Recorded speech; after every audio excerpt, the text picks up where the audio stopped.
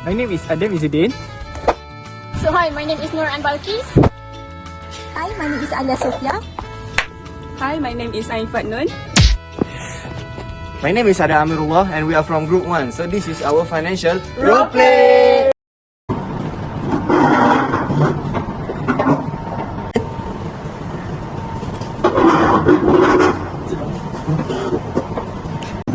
Good morning everyone, thank you for being here. As you all know, we've been facing cash flow issues that could impact our ability to meet short-term obligations. So let's take a closer look at this situation. Right now, our cover ratio has improved slightly from 1.7657 in 2022 to 1.7920 in 2023. So this shows that we have enough current assets to cover our liabilities, which is a good sign. However, our credit ratio dropped from 1.0046 to 0.9982, meaning that without inventory, we may struggle to pay our short-term liabilities. So the cash ratio unfortunately dropped significantly from 0.0259 to 0.0182. So this shows that we don't have enough cash on hand for immediate liabilities. So our working capital increased from 41,350 to 55,700. But this is tied up because our operating cycle has increased from 555 days to 793 days. So in summary, while we have assets, we're taking too long to convert them into cash. So let's hear from each of you on how we can address this. Yes, the biggest problem now is how long it takes to turn inventory into cash. Our operating cycle is much longer now, and it's 55% of our sales are on credit. It means we have to wait a long time to get paid. So I suggest we consider short-term loans or credit lines to cover cash needs while we are waiting for our payments. Additionally, we also need a better inventory management to sell product faster. This will improve our cash flow. I agree with you, Miss Ai. A lot of our sales being on credit is holding up cash. To fix this, we can tighten credit terms for high-risk customers and offer early payment discounts to encourage faster payments. So this will reduce the time it takes to collect money. We could also use automated systems or outsource overdue accounts to speed up collections. This will help bring in cash more quickly and reduce pressure on liquidity. Taking from an investor perspective, I think we need to be transparent about challenges. So I suggest we could clearly explain the liquidity problems, such as how long the operating cycle is impacting our cash flow. Secondly, we also could share a detailed plan to show that we're taking steps to fix these issues, like improving credit terms, inventory management, and using short-term financing. Lastly, we could also providing regular updates on our progress to maintain our investor confidence. So that's all from me. Thank you everyone. Based on your feedback, there's 4 things that we need to do. So the first thing is we need to revise our credit terms, tighten credit policies for risky customers, and offer early payment discounts. So the second thing that we need to do is to optimize the inventory management. So this is to ensure faster inventory turnover and reduce tie-up cash. So the third one is secure short-term financings to arrange credit lines to cover immediate liquidity gaps. And the last one we need to do is to improve our working capital, so we can speed up our receivables, negotiate better terms with suppliers, and also improve inventory efficiency. So let's work on implementing these strategies immediately. So we'll meet again in a month to review our progress. Okay? Okay, great. Let's go. Alright, good evening everyone. As I've informed last meeting, the company is considering taking on debt to finance its tech startups expansions. But first, I want to assess the potential risks that we might be having. So can we start with the CFO? As requested, is our current leverage ratios. We have successfully decreased our debt to equity and debt to asset ratios in a year. This means we have reduced financial risk and are relying less on debt. With less debt, we can improve the company long-term stability and grow our expansions. However, the decrease in the interest coverage ratio from 20.4821% in 2022 to 14.6176 in 2023 shows that our company failed to meet its interest obligation. We have fewer earnings available for interest payments. We also don't have as much profit now because our revenue is lower. This is not a good sign. Risk manager, can I have your input? Yes, even though we have reduced our leverage ratio, we still have issue with low profit and high interest costs. If we borrow more money, it could be bad for our company. More debts mean more interest payment, which we have fixed costs that we must to pay no matter how much we earn. This could make us less flexible financially. If our cash flow keeps shrinking, we might not be able to pay the debt and could end up in financial trouble. Yes, Miss Anya. And also, it will affect our ability to borrow in the future.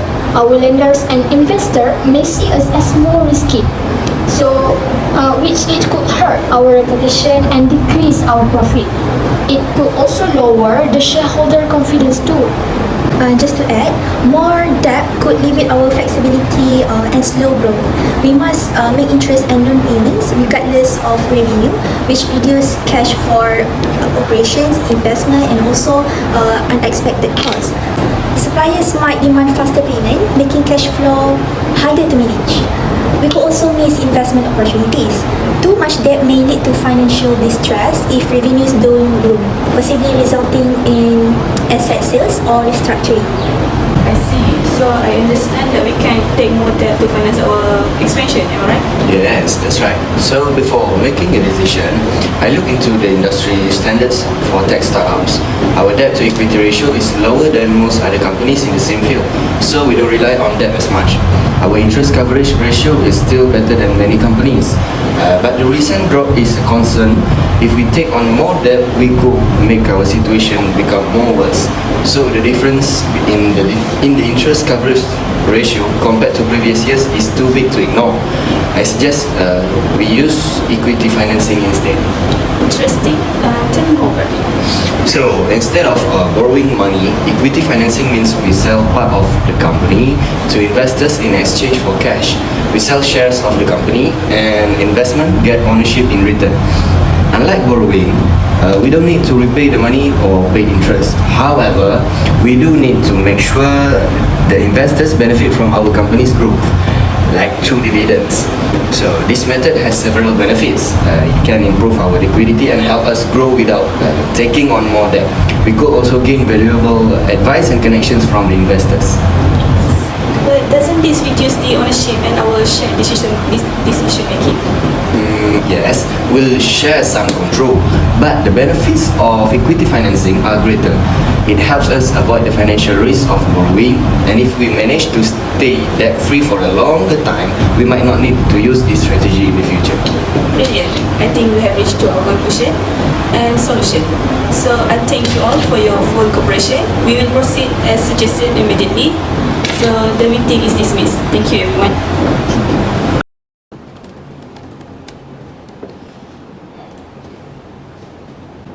Hello, Assalamualaikum. Mana? Yeah, can you please ask for the CFO, Mr. Adam, Supply Chain Manager, Sales and Human Resource Manager to meet me in the meeting room by 12 p.m.? Okay, sir, sure. Alright, thank you.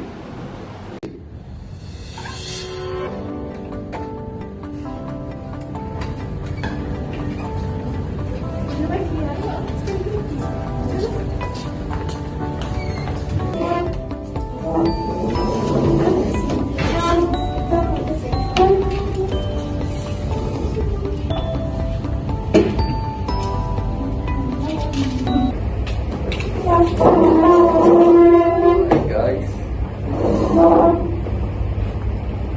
Good morning everyone. Okay, have a seat y'all. So Assalamualaikum and good evening everyone. So as you all know, today we are going to discuss how well our company utilizes our assets and liabilities. So can I have the CFO, Mr. Adam, present the current efficiency ratio of the company? Okay, thank you, sir. So today I would like to present our company efficiency ratio and what are the significance towards our company performance. So before we dive into the data, there are some concepts that I want to explain to everyone. So first of all, the efficiency ratio is a financial metric used to assess how effectively a company utilizes its asset and manage its operations to generate revenue.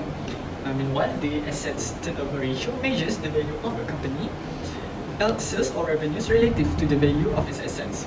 So the assets turnover ratio indicates the efficiency with which a company is using its assets to generate revenue. So the higher the assets turnover ratio, the more efficient the company is. So conversely, if a company has a low asset turnover ratio, it means that it's not efficiently using its assets to create revenue. And by looking at the data here, in 2022 we recorded 2 times, while in 2023 we recorded 2.0769, decreasing in 0.1443. So the number is decreasing. Is it a good sign, Mr. Adam? Unfortunately, sir, the higher the ratio, the more effective we are in using our assets to create revenue. However, in 2022, we managed to get 2.2239 thanks to higher revenue and assets. The decrease of our company revenue and assets has caused the ratio in 2023 to become 2.0796, lower than previous year. So, next is our inventory turnover ratio. Inventory turnover ratio measures how efficiently a company uses its inventory by dividing the cost of goods sold by the average inventory value during the set-off period. So same as turnover ratio, higher ratio is favorable. However, as we can see here, in 2022, we recorded it of 6.3431 times, and in 2023, we recorded 5.7655 times, which lower than previous year. So the lower ratio means that we are overstocking and we are not selling our product effectively. Alright, moving on to the account receivable turnover ratio. Evaluates how frequently a company collects its average account receivable balance. It's a measure of a company's abilities to collect overdue sum from customers and manage its line of credit process. An efficient company has a greater account receivable turnover ratio, whereas an inefficient one has a lower ratio. So, as we can see here, in 2022, we recorded 3.3451 times to collect our account receivables, and in 2023, we recorded 3.0306 times. So, which again is lower than previous year, and I believe that this is caused by our weak credit policy. I see. So what do we do to increase the ratio back? Can I have any suggestions from you all? So, urgent sir, as for what we understand, we need to increase our revenue so that we can increase the ratio. One of the strategies that I want to bring into the table is adjusting price based on the market demand, and competitive pricing can maximize revenue without requiring additional asset. This approach will ensure that sales are optimized according to current market conditions. Other than that, we can use the data analytic to identify high value customer segments and the tailor market efforts accordingly. This will increase the likelihood of conversion while minimizing wasted resources on less effective campaign. Alright, thank you so much, Ms. Baptiste. So, any other suggestions from Ms. Mai? Alright, from the supply chain perspective, I think we can implement a just-in-time inventory system which can drastically reduce surplus stock by aligning inventory levels with production, schedule and consumer demand. So this method not only lowers the expenses of warehousing and obsolescence, but it also assures that capital is not locked up in unsold items. Furthermore, establishing vendor-managed inventory enables suppliers to take responsibility for inventory management, which can result in fewer stock out and lower holding costs. Companies can enhance their stock levels and turnover rates by developing strong connection with suppliers and utilizing their inventory management skill. Alright, so thank you so much, Ms. Ain. So can I know any information like the human resource efforts from Ms. Alia? Yes, I suggest that we implement mentorship programs which can promote knowledge transfer between experienced employees and team members. So this can result in higher overall performance. Our department can enhance morale and motivation by encouraging collaboration and communication through seminars and team building activities, both of which are essential for maintaining high productivity levels. And I believe that this activity can be conducted without spending much cost. Oh, thank you so much, Ms. Alia, the representative of Human Resource Management. So I guess any suggestions from you, Mr. Adam? Okay, lastly, I would like to suggest that we tighten our credit policy so that we can improve our receivable turnover ratios. So our company should set a clear creditworthiness standard for potential clients. This entails doing extensive credit checks and evaluations to determine customer financial soundness before issuing credit terms. This allows our company to reduce the likelihood of default while also ensuring that credit is only offered to reliable consumers. Alright, so I believe that we have reached the end of the meetings, and thank you Mr. Adam for the detailed presentation of this project, and everyone else for the suggestion for the improvement. So I want to remind you all that we must delegate our efforts so that our company can use our assets effectively to generate more revenue for the coming year. So with that, the meeting is dismissed. Thank you. Okay. So, Okay, good morning everyone. So thank you for being here today. We gathered to discuss the reasons behind our financial underperformance and identify actionable steps to turn things around. So let's dive straight into the analysis of our profitability ratios to better understand the situation. So based on our current calculations, our gross profit margin in 2022 it was 30.55%, but in 2023 it dropped to 28.38%. So this indicates that our productions or operational costs have increased, hence reducing the profitability.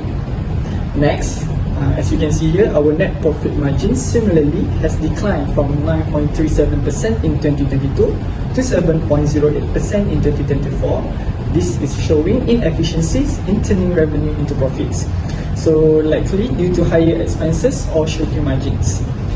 Next, we move on to return on assets. Our ROA decreased from 20.83% in 2022 to 14.71% in 2023. So this suggesting that our assets are not being used effectively to generate our income. Lastly, based on our current calculations, our return on equity fell significantly from 39.91% in 2022 to 27.72% in 2023, meaning reduced shareholder returns and also weakened financial management. So these declining ratios signal the need for immediate intervention and to avoid further financial setback. I agree. From a marketing perspective, the situation is concerning. Our strategies have been ineffective in driving revenue growth. For example, our current campaigns lack a clear message that sets us apart from competitors. Our digital marketing efforts are underperforming, which limits customer acquisition and engagement. So to address this, I recommend firstly, change our marketing to focus on customers who spend more. Second, we might improve our online presence with targeted ads and working with travel websites. And lastly, we might create package like stay and dine to earn more from each customer. So if we implement these strategies, we can drive demand, improve customer retention and boost our revenue. That's a good point. So from the operational side, the rising costs are eating into our margins. So the problem is our costs of goods sold have increased, and inefficiencies in labor management are adding to the problems. So we are also experiencing waste in resource usage, which we could be avoid. So I suggest to improve this, we could negotiate better contracts with our suppliers to lower raw material costs, and implementing tighter inventory controls to reduce waste. So other than that, we also could invest in automation to enhance productivity to lower our labor costs. These changes can directly impact to both GPM and NPM, allowing us to reinvest saving into growth initiative. So yes, adding to that, I have looked at how we compare to industry standard. Unfortunately, we are falling short. So our competitors in the industry maintain a gross profit margin of around 35% and the net profit margin of 10%, while our figures are much lower. They also leverage better pricing and marketing strategies to attract high-value customers. So I think we need to study our competitors' pricing and service models to identify gaps. We also need to continuously benchmark our performance against industry leaders to stay competitive. By understanding what works in the market, we can adopt best practices and close the gap in profitability. Based on everything discussed, it's clear we need to focus on both cutting costs and also increase our revenue. So let's list specific actions that we should do. I agree. First, improving our marketing campaigns and targeting higher value customer is key. We can also explore premium pricing strategies for more of our service. That's a solid plan, Ms. Alia. On my end, I'll focus on reducing costs through better supplier negotiation and streamlining operation to cut waste. While you work on those areas, I will ensure we regularly benchmark our performance and adjust strategies to align with industry standard. This way, we will know if we are making progress. Great, so here's the action plan that we need to do. First, we need to cost-cutting measures to improve our margins. Second is pricing adjustment to increase revenue per customer. The third one, we need an investment in high-margin service like luxury package. Fourth, we can also expand into new markets to diversify our revenue. So let's set clear timelines and reconvene next month to check our progress. So agree? Agree. Alright, thank you.